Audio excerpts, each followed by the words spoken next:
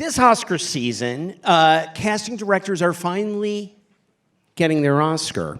After a decades-long effort to establish a competitive Oscar for casting directors, it's finally paying off, and starting with the 2026 ceremony with films that were released this year.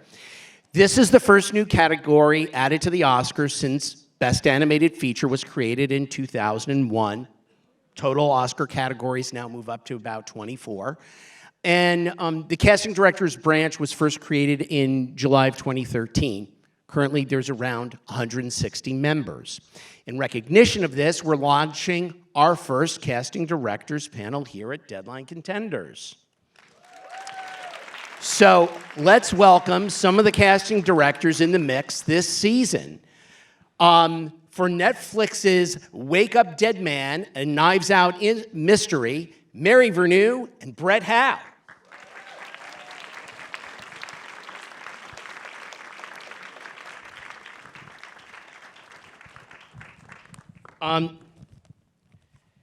She did the New York casting for Springsteen, Deliver Me From Nowhere, and she's here to talk about her work on Netflix's A House of Dynamite, Susanne Scheel.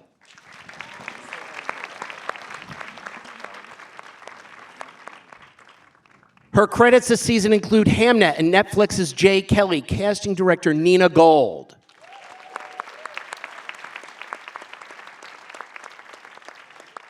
He's the casting director of Wicked and Wicked for Good, Bernie Telsey.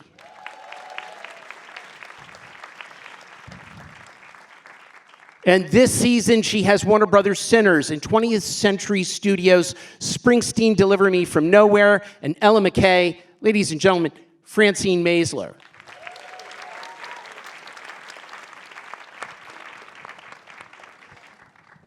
Welcome, everyone. Thank you. Thank you. So let's start with, if we could, we're going to start with you, Francine. Oh, Lord. Tell us about either a role that was hard to cast this in one of your films this season, or a new discovery, an actor that you discovered. I start with you because I think of Miles from Sinners. First, I want to say, gosh, I'm so pleased to be with my colleagues, because I really do admire each of their work, and they all do something so different, but we all just work so hard at what we do, and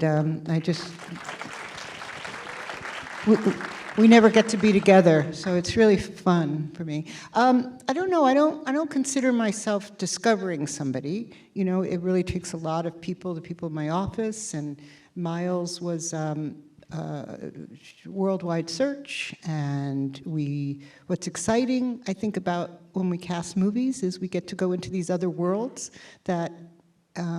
Almost like an actor, I get to go into the world of blues and learn so much from each of these movies I do. So, you know, hopefully I'm going to do a movie for Snoop Dogg, and so from Snoop Dogg and Sinners, it's like I'm just so blessed. And so we all work so hard. I don't know another word for discovery, but bringing these actors to the director, and Miles did a little tape in his basement, and you could barely see him. We then had him come back, the normal process, but he shined, even though he was in his basement and the first time he'd ever done it. He said he put on a little, what are those called, those lights, you know, that you can buy from Amazon? Ring lights, you know, and I said, well, you put it in the wrong place. Anyway, anyway, thank you for having us all here, if that answers your question. Bernie, on the Wicked franchise, was there a particular role that was a challenge to cast, or a new discovery you made? They all were pretty challenging, but I would say Nessarose. I mean, I've been lucky enough to work on the Wicked stage version for the last 20-something years, and Nessarose has never been played by an actress who uses a wheelchair. And that was something that was so important to John Chu and Mark Platt, that we really did a search, like Francine was saying, just to find someone who is a wheelchair user, who is tragically beautiful, as they say in the script, who can sing, and who can carry the distance from the first film to the second film. And it was also wonderful for us because we got to meet so many new actors who, you know, who it could have been, but Marissa was a real find. So that would be the one. She was, I just have to say. It was an incredible job. Thanks. Yeah, really. And Nina and Jay Kelly, I mean, very big cast. Yeah, I think the real challenge was finding so many people from so many different countries, languages. Just the huge variety was the thing, and really learning loads about actors from France, Germany, Italy. That was a discovery for me. And then on House of Dynamite. I think probably the most joyful process for me was meeting all the real military actors. So about all the featured extras and a good many of the principal actors have real military background. So we dove into just a whole new pool of people that maybe hadn't even fully considered being performers, but we asked them to think about it and try it. And some of them just ended up being absolutely extraordinary and now like are fully having careers in acting because they realize, oh wait, I'm quite good at this. So that was a joy. And then Malachi Beasley, I would say, he came out of Yale Drama School during the pandemic. And so we all, of course, knew who he was and were huge champions of him, but he hadn't got a feature job yet. I was like, how is this possible? But it was just because of the nature of his class. We all didn't get to go and sit in a theater and watch him in person that year. So it was his first feature. And he's also has a military background. And then tell us about working with Ryan on Wake Up Dead Man. What were some of the discoveries that you found as far as talent, and how did that coincide with what he was looking for? Well, I think the two discoveries on this one would be Daryl McCormick and Kaylee Spaney, who, you know, have other credits, but they were sort of the lesser known of like the big ensemble. And we had met Daryl on a general, you know, a few months before we started casting the film, and he was, you know, we spent like an hour and a half with him. We were just immediately obsessed. And then when we read the script, he was always, that's him. You know, we knew from the beginning it was going to be him. And, you know, Ryan, you know, is amazing, and, you know, felt the same. Yeah, like I think the Knives Out are, it's a lot of people who are used to being number one on the call sheet. So it's always, you know, Josh O'Connor was sort of the person that the whole world, you know, takes place around. And then, so you just have to make sure that, and, you know, we've seen him in challengers. Like, I agree with Francine. I always think we're not discovering people, we're facilitating and giving them a time when they can shine. Tell us about a situation where you've got to cast 100 speaking roles. How do you manage that? I mean, I asked the director, could you please cut down the script?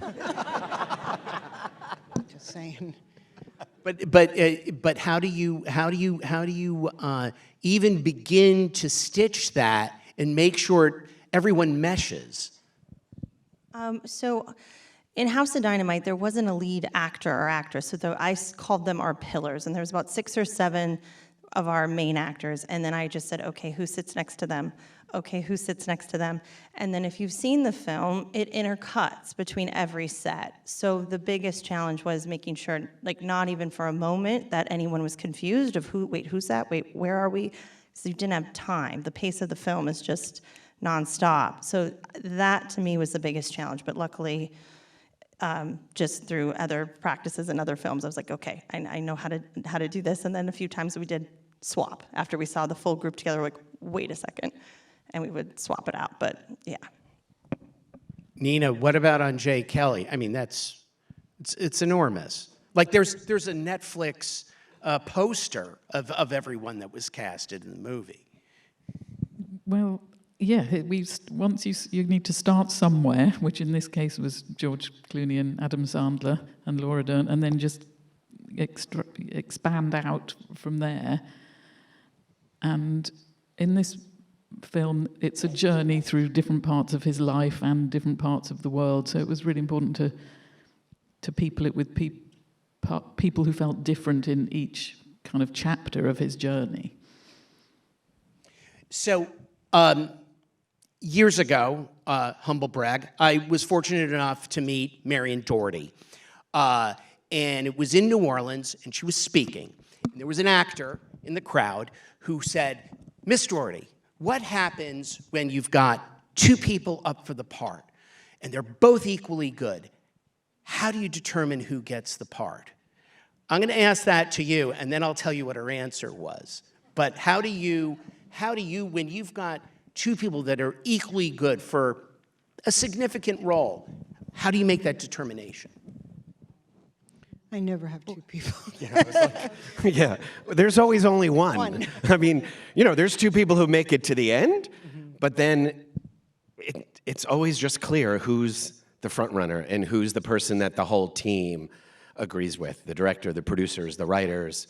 So, we might think there's many people who can be playing the part, but ultimately the team, it would be they wouldn't want to cast someone if there was too many people who could do it, if you know what I mean. Yeah. Like, there's always only just one person for the director. Okay. I worked with one filmmaker, and we got down to about 3 or 4, and he really went over it, and then he picked the one, and then he wrote letters to the other 3 saying, like, I could have made 4 different movies because you all 4 presented something so unique and so amazing, and I just had to decide which movie I wanted to make. And I'm so sorry I didn't choose to make your version, but thank you so much for the participation. And I'd never had a director do that, and I thought it was so extraordinary. He had really sat down and been like, okay, I'd be choosing to make this film, this film, this film, or this film. But typically it is, what Bernie says is it kind of just feels like this is the one path. That was the only experience I had that was slightly different. Yeah, I think when you get down to, if it's between two people, there's something about, it's energetic and it's intuition, and it feels like it's kind of fate. Once you get to that place, it's like you feel it and you know it. And her answer was very close to yours, which was, I would go with the one who is the nicer off screen because of the fact, Well, sure. they would be more sympathetic, even if they were playing the villain, they would be the more sympathetic on screen. So I don't know how you figure that out. Who the more nicer one is off screen? It's probably something you don't want to find out. But anyway, that was all the actors out there. yeah. We know. For those that have worked repeatedly with a director, what's the shorthandedness that you develop with them to develop a long-running relationship? For those, Francine, you've worked with James L. Brooks. I think when you have a good relationship with a director, and truly for all of us, I know the relationships are so strong with who we work with, each one of these, of my colleagues. I think you're able to challenge them, and they trust you, and if, I just finished one for Aaron Sorkin, and having just done Sinners, I fell in love with Wumi, and there was a role she was right for in Social Network, and I just said, can you just hire her? Do we have to go through all of this? And he said, well, do you think it's okay if I just meet her? And I go, well, if you must. And so we can have that back and forth banter, and I think, yeah, I don't want to speak for my colleagues, but. Yeah, I think that you get a shorthand with them. And I think the most important thing that I find is when the director feels very safe, then the trust is so important. Yeah. And it goes from, knowing who styles they like with acting to what they like for lunch. I mean, it really, you take care of them so they can create in a safe environment. I was just going to jump in, like Mary was saying about the trust.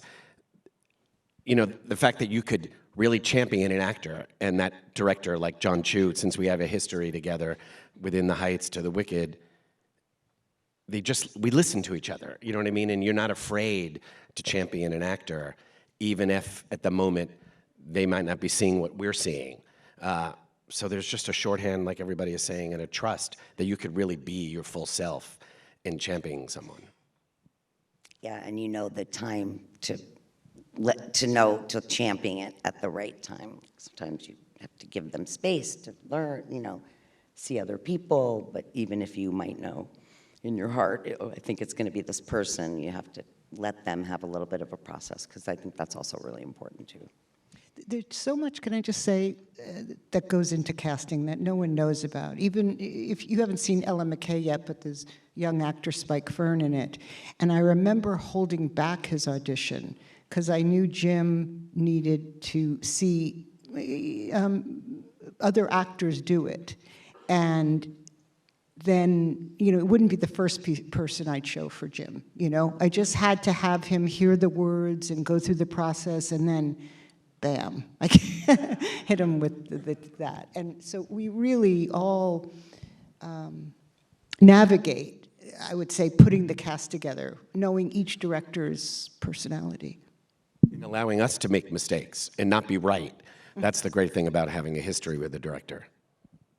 Have you ever been in this situation where you've held a potential actor back, holding them for last in the audition process so that you could go bam?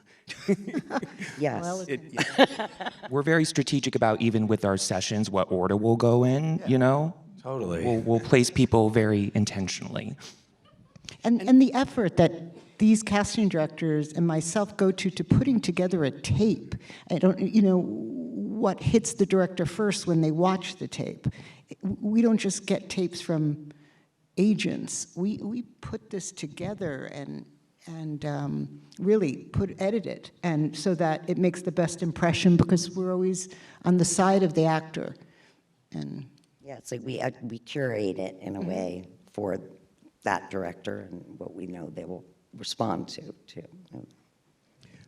Why is it taking the Oscars so long to recognize casting directors? What's going on? Well, let's talk about go, Neen. I was just going to say the important thing is that now they have, so that's just totally great. Yeah, Exactly. right. Let's not talk about the past. Let's talk about the future. But, I think any change is hard for any organization, and the fact that the Academy stepped up and is doing it, that's the most positive thing. We're all very excited. It's such an honor. Deadline Contenders casting panel.